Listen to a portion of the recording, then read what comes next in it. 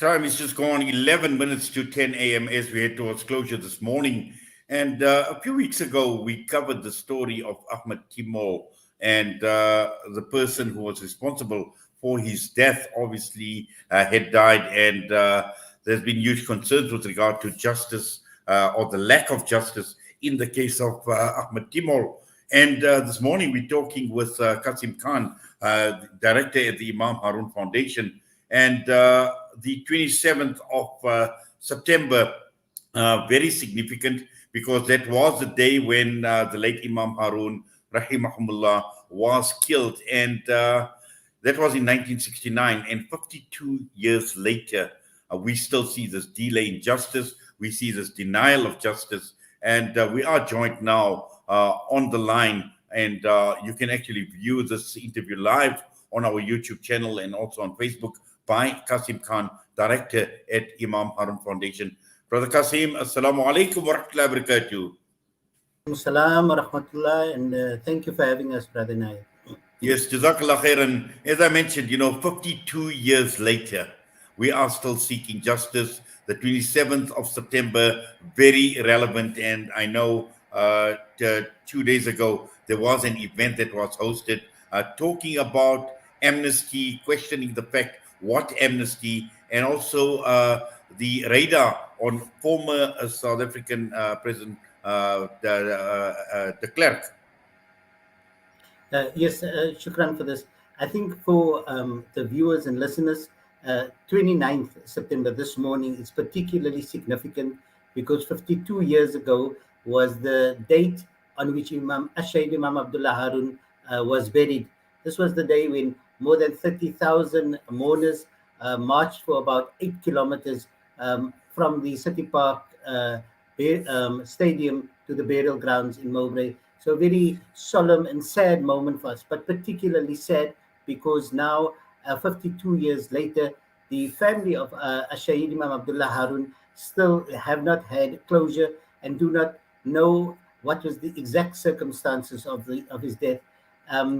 The event that we had, the 15th annual memorial lecture, sought to point out that these decisions of killing leaders in detention were not random acts and certainly not accidents as the apartheid government would have liked us to believe, but they were calculated moves to suppress the resistance against the regime. I want to point out clearly that we must always remember and refer to F.W. de Klerk as the last apartheid president, not just the former president. He was the last apartheid president. And he and many others at their particular level were responsible in terms of they were leading the decisions as to who should be arrested and what punishments were met out to the people. And I'm particularly saying this because F.W. de Klerk seems to make these very random statements earlier in the year, which he said, well, apartheid was not a crime against humanity. And what we're also speaking about and what motivated us this year was the organization forum also made some statements saying that there was some moral equivalence in their view as far as the resistance to apartheid was concerned, and that they were concerned that they were involved, at least in their view, in some sort of equal war between the apartheid war machinery and the resistance organizations, or as we refer to them as the liberation organizations. So we felt it necessary to focus on the decision makers, not just the foot soldiers. And certainly we are pursuing the foot soldiers and the ones who were directly involved in the killing, not just of Imam Haron, but also people such as Ahmed Timur, Steve Biko, Fort Kalata, and many others. Yes, and just talking about Ahmed Timur, and obviously the family at this point in time still so bitter because at the end of the day, as you mentioned, Cassiem, closure. The family hasn't received closure, and it's exactly the same with Shaheed and the late Imam Haron rahimahullah. Yes. Now, before João Rodrigues died on the 5th of September, 2 weeks before that, Eric Winter, a person directly fingered in the killing of the Cradock Four, for example, also passed on. And what makes the issue particularly sad is that these people never had their day in court or never faced the law because the National Prosecuting Authority has been dragging its feet. And when we say they're dragging their feet, we are not just talking about a couple of weeks or months. We are talking about all these matters were referred to the National Prosecuting Authority 20 years ago when the Truth and Reconciliation Commission um, referred these matters.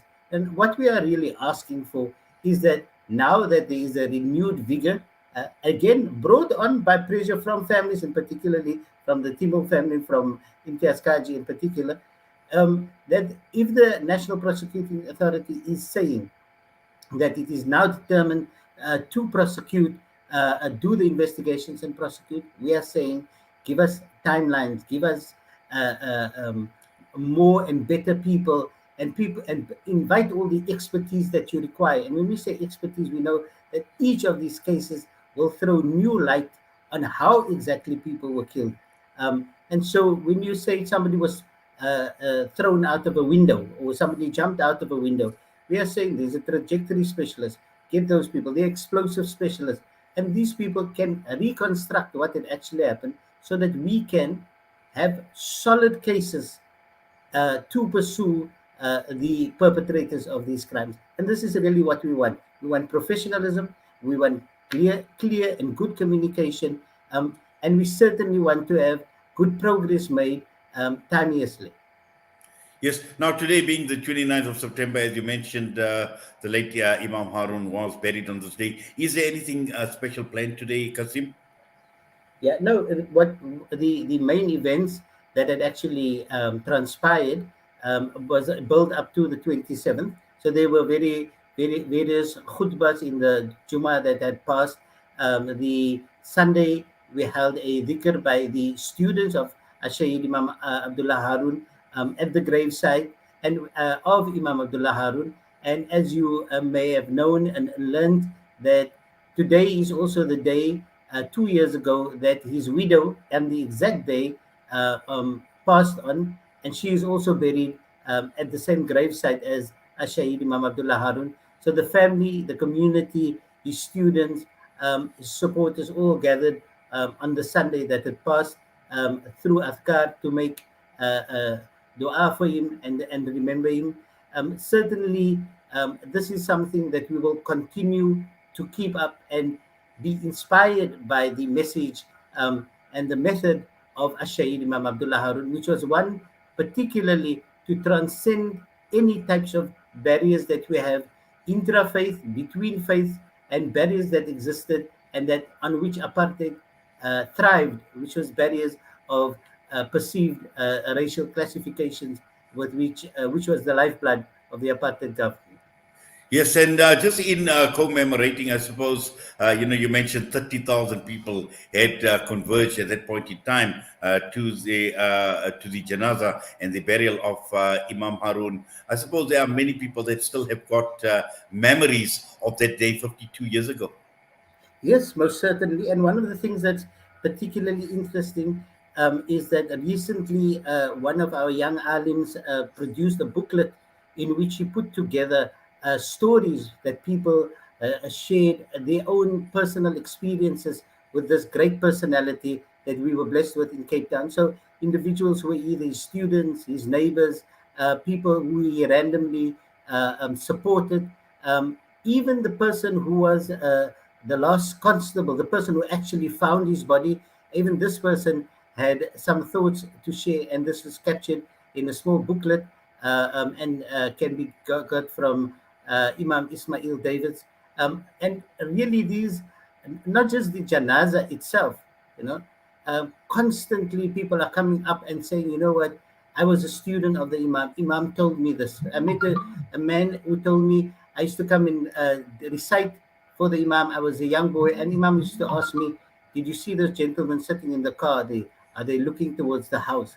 Now, back then, it was just an incidental question for him. And right now, many years later, the man realized that Imam's house was under surveillance, and he, as a 13-year-old boy at the time, was just conveying a message to the Imam what had happened. And so that what we are asking people to do as we are preparing for the reopening of the inquest if they believe that there is any information that they will have that can in some way or the other contribute towards understanding what had actually transpired around Imam, that they must certainly come forward. We are particularly also saying that we note from the inquest documents that there were people who were even called up by the apartheid security police to testify in their favor. People from the Muslim community, believe it or not, we are asking them that they must come forward. And last but not least, we are saying if you are the son or grandson or grandchild or a relative of that security policeman, because remember, Shahid Imam Abdullah Harun was martyred 50 years ago. So many people, the direct perpetrators, we know have passed on. We have verified this.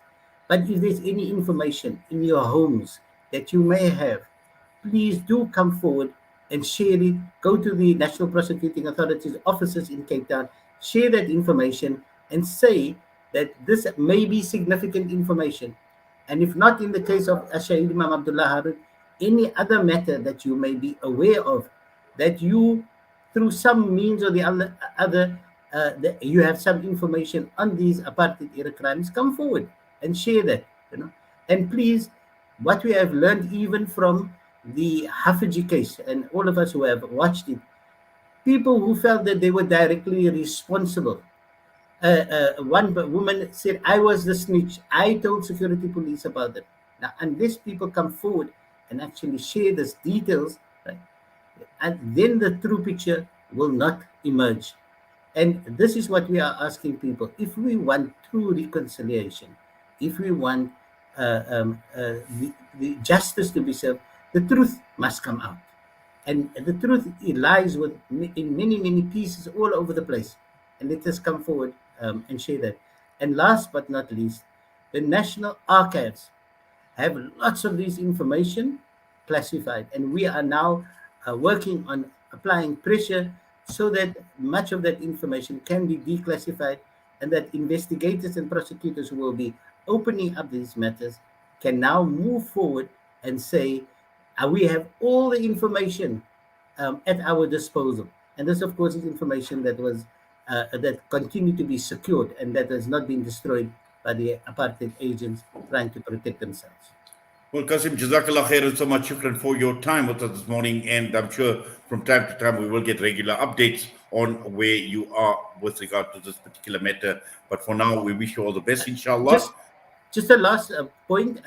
The Imam Haron Foundation has uploaded Monday night's lecture on YouTube. So just search Imam Haron Foundation and you will hear the thoughts of Judge Dumisa Nsebeza on the TRC process, and particularly how these matters have been unveiled as we went along. Well, shukran for sharing that with us as well, Cassiem. All the best to you, inshallah. Assalamu alaikum wa rahmatullahi wa barakatuh. Wa alaikum salam. Well, that brings us to the end of this morning's edition of News and Views. And just a reminder to our listeners and viewers this morning that tonight, Wednesday nights with Inayet Wadee, the panel discussion that I normally host on a Wednesday night, we're looking at Umrah 2021. We're talking with Centoa this morning, and this is the South African Muslim Travel Operators Association. We've got a number of panelists. We've got a number of representatives from the organization, from Centoa, who will be part of the panel discussion. And we're talking about rules, regulations, we're talking about preparation, but also we're talking about some of the challenges that are associated with Umrah now that the Umrah space has been opened up by the Saudi ministry. So that will take place tonight from 7 to 9 p.m. Make sure to tune in. But until we meet tonight, once again, from myself and the team, Assalamu alaikum wa rahmatullahi wa barakatuh.